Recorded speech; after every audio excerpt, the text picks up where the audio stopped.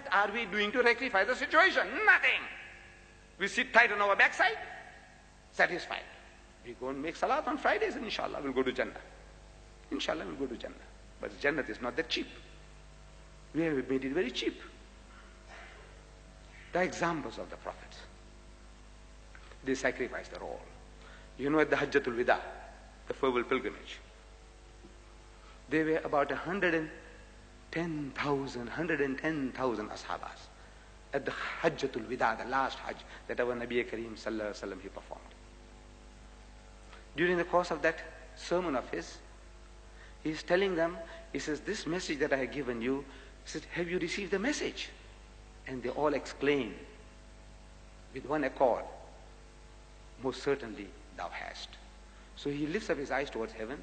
He says, Ya Bari Thala, O my Lord, be a witness that I have delivered my message. And now you that are present here, deliver it to those who are absent. And out of the 110,000 ashabas that were there, not even 10,000 are buried in Arabia. What, were they taken away into heaven in a flying saucer? No. They spread out throughout the world. They understood the message that this was not for home consumption only for themselves. This was not an Arab religion. This is the religion of God for mankind. And they spread out and they traveled as far as Indonesia, Malaysia, and they converted our people. They came to my part of India, they converted my people. They came as far as Nigeria, they converted the people. They came as far as Mozambique and they converted the people. They did the job. We now comfortably set. Alhamdulillah, we have done well. But this primary duty of the Muslim, we are not making any exertion to share this deen. And our survival, our salvation here and in the hereafter lies in this, that we share this deen. For survival, we have to share. It is the best insurance policy that we can ever take out, is to propagate the faith. Change the environment. Otherwise, the environment is going to change us, and it is changing us. They are forcing pig down our throat. Wherever, any excuse. Pig, pig. You go into the airways, the pig is there right in front of you. Our forefathers, they held on for certain small principles and the reward that Allah gave us. Just little things. Meat. They said, no, we want halal meat. Halal meat. And we are a handful of people. We are less than 2% of the whole South African population. Less than 2%. And when we started, we were in abject poverty. Our forefathers here were as slaves to the white man. My people, we are also living on the smell of an oil rag, as a white man was describing, on starvation level. In 1927, when I came from India, at the age of 9, we were living on a starvation level. As a white man sarcastically said, the Indian is living on the smell of an oil rag. It's only the smell that's keeping him alive. I mean, starvation. And we were starving. Now, Allah Bari Ta'ala has blessed us. From that to this, where we have reached. Shouldn't we open our mouths? Allah has given us a deen, a way of life, which you don't have to be ashamed of anything. There is not another nation or community that can teach you anything. There is no religious group on earth that can teach you anything in hygiene. We are the most hygienic people. We are the most hospitable people. In brotherhood, in piety, in charity, in sobriety, there's not another nation that can show a candle to us. And yet we don't get converts. The Christian, with all his arrogance, he's getting converts. He's getting converts. We don't get converts. I want to know why. Is Islam a spent force? Is the Quran now to be put in a museum piece? Is that what you think? No. The reason is very simple. We don't open our mouths. That's all. You must learn to open your mouth. Talk, man, talk. Can't you say something about Islam? Don't you know one thing about Islam? That's all. One thing. Can't you talk about one thing, about your hygiene? Why don't you tell him about your hygiene? How hygienic we are, the amount of water that we use. Number one, we wash. When we go for number one, we wash. Number two, we wash. Any excuse, water, water, water. We use more water than any other people on earth. Use, not abuse. Why don't you speak about it? Tell them. You know, I was supposed to have one of my new brothers in faith, an Englishman, Mr. James Cunningham. He is now Jamaluddin Cunningham. He was bringing these books to give to in our city hall meeting, 3,000. It was quite a heavy load in the car. He reached as far as Naishna, and somehow the car skidded, and it's a total wreck. This morning he left back for home, and the books are coming by some private company. Cross, was it? Cape Cross Express, something like that. Cross Cape Express. This young man, Englishman, his father and mother are Roman Catholics. And he's got a can in the toilet.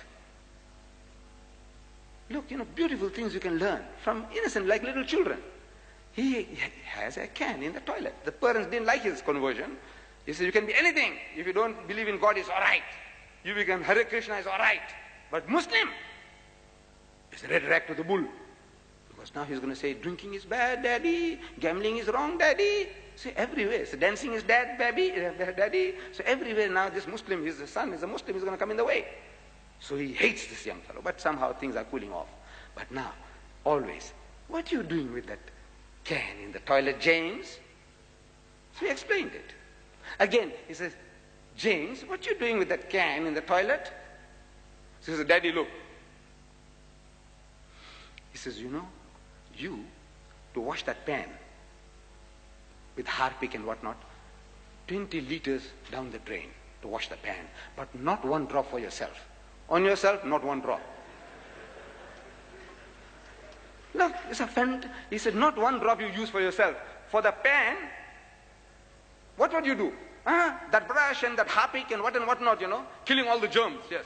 But you carry it on yourself. I said, Daddy, not one drop for yourself. So the old man goes and tells his wife.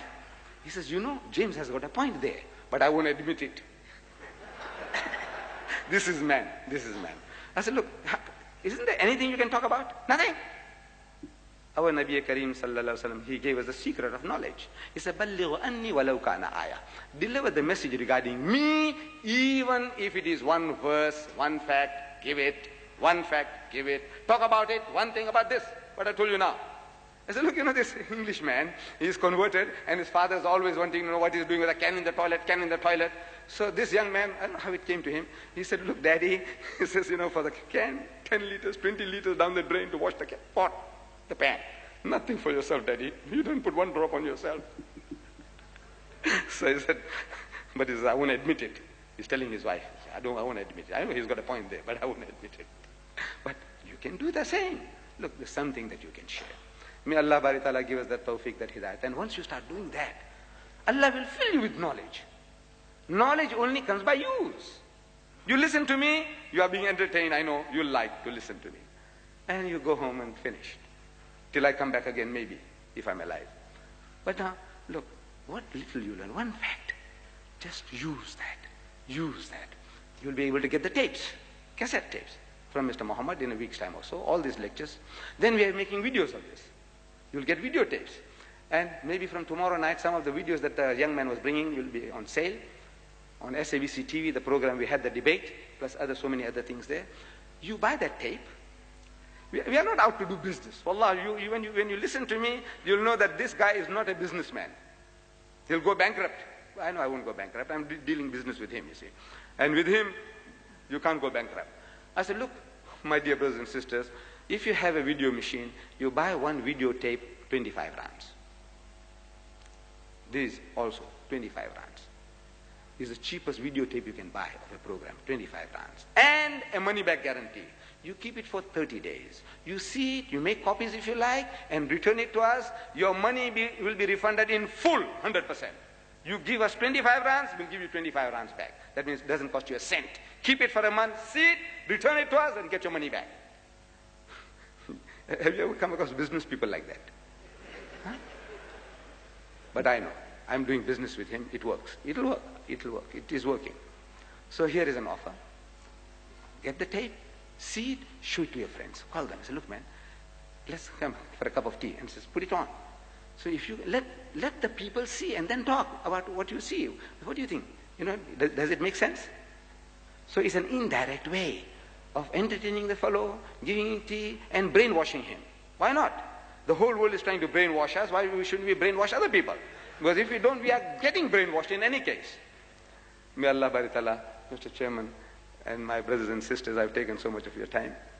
May Allah Bari Ta'ala, give me the health that I may come back to you again and share more with you, and may He give you that hidayat, that what little you hear from me, you might be able to pass it on to our brothers and sisters. Wa akhiru da'wana alhamdulillahi rabbil alameen. Thank you, Brother Didat.